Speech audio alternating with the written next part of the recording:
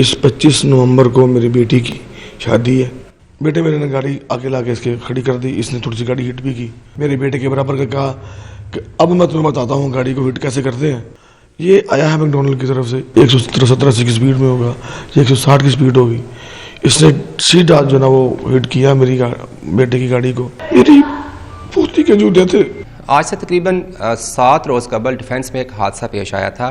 उस वक्त ये कहा जा रहा था जिसमें एक ही ख़ानदान की 6 जो लोग थे वो अपनी जान से गए थे और कहा यह जा रहा था कि ये ट्रैफिक हादसा है। लेकिन जैसे जैसे हक़ाइक़ सामने आए तो पता चला कि ये एक ट्रैफिक हादसा नहीं है बल्कि जानबूझ के किया गया एक कत्ल है। और यही वजह है कि आज पुलिस ने उस मुकदमे में दहशतगर्दी की दफ़ात भी शामिल की हैं और जो कत्ल की दफ़ात हैं वो भी शामिल की गई हैं। रफ़ाका साहब जो कि उन मरहूमैन के सरबरा भी हैं, FIR के मुद्दई भी हैं, वो हमारे साथ मौजूद हैं। इनसे हम बात करेंगे और कुछ हक़ाइक़ जो हैं वो जानना चाहते हैं। और ये इनका इंटरव्यू करने का और ये हक़ाइक़ आप तक पहुँचाने का मकसद ये है कि आप तक हक़ाइक़ पहुँच सकें और फ्यूचर में ऐसे वाक़यात को रोकना है जो इस अलमिया का बायस बने। रफ़ाका साहब आपका बहुत शुक्रिया वक्त का। जितना बड़ा आपका गम है वो हम दुआ कर सकते हैं अल्लाह आपको सब्र दे, हमारे पास अल्फाज नहीं है। कल तक सब लोग ये समझ रहे थे कि ये एक ट्रैफिक हादसा था, एक कम उम्र ड्राइवर था, उसकी गफलत से तेज़ रफ्तारी से ये जानें ज़ाया हुई। आज कुछ हक़ाइक़ सामने आए, उनका आपने जिक्र भी किया। ये थोड़ा सा बता दीजिएगा क्योंकि बहुत सारे लोग जब मुलज़म की वीडियो आई तो लोगों ने कहा ये बच्चा इससे गलती हो गई है, तो हुआ क्या था, हक़ाइक़ क्या है? नहीं, हक़ाइक़ ये है कि इस 25 नवंबर को मेरी बेटी की शादी है और उस शादी के हवाले से माइयों का फंक्शन था। हम लोग वो बेटे वाले जो मेरा दामाद जिससे बनना है उनके घर गए थे कपड़े लेके माइयों के। वहाँ हमने वो माइयों की रस्म की। वो बच्चे की रस्म के बाद खाना शाना खाने के बाद हम लोग वहाँ से निकले हैं। कोई 9 बजे होंगे या कोई 5-7 मिनट कम होंगे या 10 मिनट कम होंगे।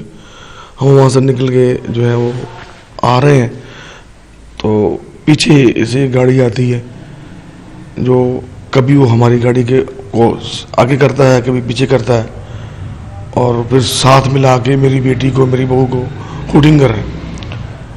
मेरे बेटे ने जब देखा तो उसने जो ना वो उसे यूँ इशारा किया कि तुम क्या कर रहे हो, तो इसने उसको यूँ किया यानी जैसे डांट लाते हैं या ये करते हैं। बेटे मेरे ने गाड़ी आगे लाके इसके खड़ी कर दी। इसने थोड़ी सी गाड़ी हिट भी की। मेरा बेटा भी नीचे उतराया, हम लोग भी नीचे उतराए। बेटी मेरे ने कहा कि यार मैं तुमसे कब से देख रहा हूँ, तुम क्या कर रहे हो, तुम्हें शर्म नहीं आती है। इसके साथ ही एक बड़ी उम्र का बंदा भी उतरा है। ये उसको बाबा बाबा कह रहा था। अब मैं नहीं जानता उसका बाप है कौन है, क्योंकि हम इनको जानते ही नहीं ये कौन है। खैर उसने जो ना वो हुआ ये कि वो इसको मना किया कि तुम बाज आओ यार, तुम्हें शर्म नहीं आती, तुम्हारे घर में माँ बहनें नहीं है, तुम क्या कर रहे हो। ये आगे से बोलना पड़ा। बेटे मेरे ने इसको ना धक्का दिया कि जाओ जाकर दफा जाओ। ये मैंने बेटे को डांट दिया, मैं जाओ तुम बैठो जाके। मैंने इसे धक्का दे के इसको कहा कि तुम गाड़ी में बैठो, जाओ शाबाश, अल्लाह तुम्हें हिदायत दे, हम तुमसे लड़ना नहीं चाहते। ये गाड़ी में बैठ के आगे निकला है और इसने फिर गाड़ी मेरे बेटे के बराबर का कहा कि अब मैं तुम्हें बताता हूँ गाड़ी को हिट कैसे करते हैं और तुम कैसे डिफेंस में जो ना वो DSA में गाड़ी चलाते हो। ये वहाँ से दफ़ा हो गया। हम लोग भी मिट्टी डालो वाली बात है, हम आराम से वहाँ से निकला है। जब हम पहुँचते हैं मैकडोनल्ड चौक के अंदर तो स्पीड ब्रेकर है। स्पीड ब्रेकर से मेरे बेटे ने गाड़ी स्लो करके ये चौक में चला गया है। हम लोग स्पीड ब्रेकर पे आ गए, साथ साथ चल रहे थे। दरमियान में कोई 8-10 फुट का फासला होगा। ये आया है मैकडोनल्ड की तरफ से 170 की स्पीड में होगा, 160 की स्पीड होगी। इसने सीधा जो ना वो हिट किया मेरी बेटे की गाड़ी को और इसको उठा के जो ना 70 फुट पे, क्योंकि मेरा ख्याल है 35 से 40 फुट का एक रोड है और वो डबल रोड है, तकरीबन 80-90 फुट का एरिया बनता है। दरमियान में 10 फुट की ग्रीन बेल्ट भी है। इसने वहाँ से उठाया उनको, गलाबाजी खाती हुई गाड़ी जो है ना वो 80 फुट जाके दूर लगी है। अब यही कह लें कि मौके पे ही तकरीबन सब लोगों का मर्डर हो गया। जिनकी सांसें, हाँ जी, जिन लोगों की सांसें चल भी रही थी ना वो भी हॉस्पिटल पहुंचने से पहले ख़त्म हो गए।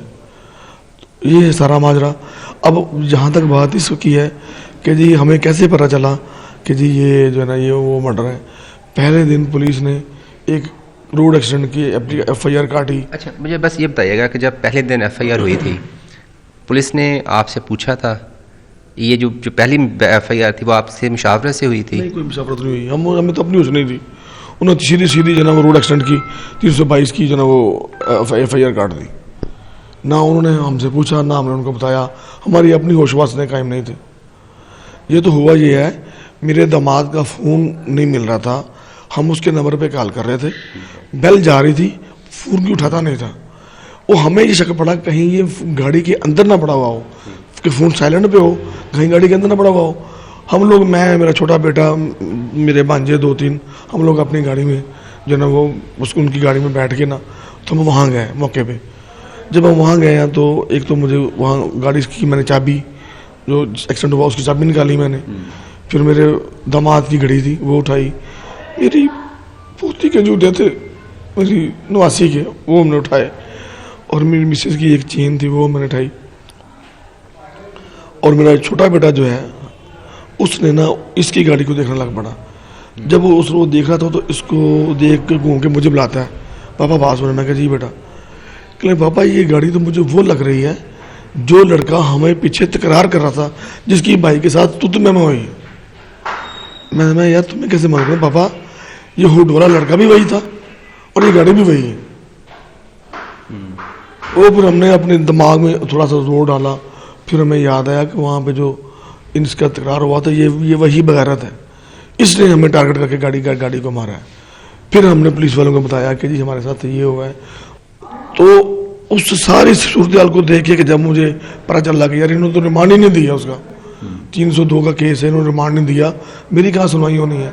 तो मैं ये प्रोग्राम बना के मैं प्रेस कॉन्फ्रेंस करके इस केस से विदड्रा कर दूंगा कि ये तगड़े लोग हैं, ये बाइसर लोग हैं, हमारा इनमें कोई मुकाबला नहीं है, और मैं इससे विदड्रा करता हूँ और मैं अल्लाह की अदालत में ये भेजता हूँ, मैंने ये केस नहीं लड़ना।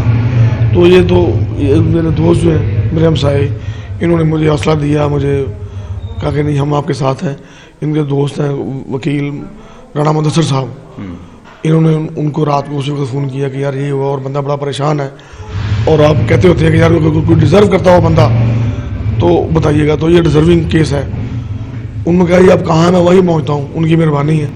वो आए मेरे पास, वो पूरी की बात सुनी, उन्होंने कहा कि मैं आपके साथ खड़ा हूँ और मैं ये केस फीस भी लड़ूंगा और मैं इनको क्या फिर करजा तक बचाऊँगा। वो उन्होंने फिर मुझे DIG साहब के पास भेजा, और मैं उनका मशकूर हूँ इमरान साहब का कि इमरान साहब ने मुझे बड़ी सपोर्ट की, मुझे समझाया और मुझे खड़ा किया। एक गिरे हुए इंसान को ना उन्होंने खड़ा किया कि नहीं जी सिस्टम आपके साथ है, हम आपको ऐसे नहीं छोड़ेंगे, हम इनको कैफरे करजा तक बचाएंगे, और जो आप बता रहे हैं हम इन्वेस्टिगेशन करते हैं और इन्वेस्टिगेट करके इसके ऊपर ये दफात लगाते हैं ताकि इनको उसकी सजा दी जाए। अच्छा, और मैं उम्मीद करता हूँ कि इंशाल्लाह आगे भी पुलिस से उम्मीद करता हूँ कि हमारे साथ ऐसे ही तावन किया इंशाल्लाह। मैं कहता हूँ ये मेरे साथ तावन की बात नहीं है, ये कानून और आइन की बात है। कानून जो कहता है उसके मुताबिक आप उसको सजा दें, जो भी सजा है आप उनको स्पेयर ना करें, आप मेरी बात ना माने, जो कानून कहता है आप वो काम करें। वज़ीर आला साहब आपके पास आए, मुलाकात हुई आपकी, जो उन्होंने आपको श्योरिटी दी, यकीन दिलाया कि जो गवर्नमेंट के बिहाफ पे किया जा सकता है, वो मुतमईन है आप उससे? जी मैं मुतमईन हूँ, CM साहब ने जो कहा मैं उससे मुतमईन हूँ, DIG साहब ने जो कहा मैं उनसे मुतमईन हूँ, और फिर मेरी तफ्तीश भी जो है वो DSP साहब के पास कर दी है। अब तक तो मुतमईन, और मैं यही उम्मीद करता हूँ कि आइंदा भी वो कानून के मुताबिक जो बनता है वो करें। मैं ये नहीं कहता कि आप अनड्यू मेरे साथ सपोर्ट करें, ना मुझे उसकी ज़रूरत है, ना मुझे कोई लालच है, लेकिन मैं ये ज़रूर कहूँगा कि जो मेरे बच्चों के साथ, मेरी फैमिली के साथ किया गया है वो उनको सज़ा मिलनी चाहिए, और मेरे बच्चे कहें कि हाँ हमारे वाले साहब ने उनको उन कैफरे करदा तक बचाया है।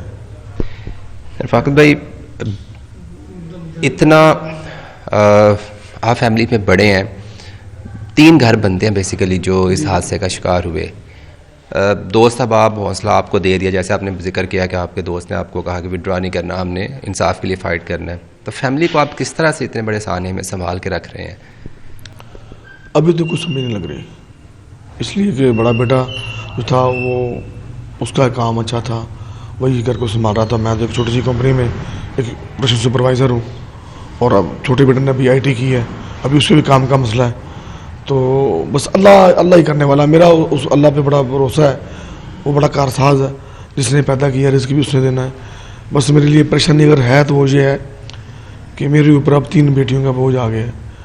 एक बेटी विधवा हो गई, उसका खामद की डेथ हो गई, उसका भी एज भी मेरे ऊपर है। एक उसकी एक बेटी है और उस बेटी की भी उम्र जो है मेरी जिस शादी की है सिर्फ 26 साल है, वो भी जवान बेटी है।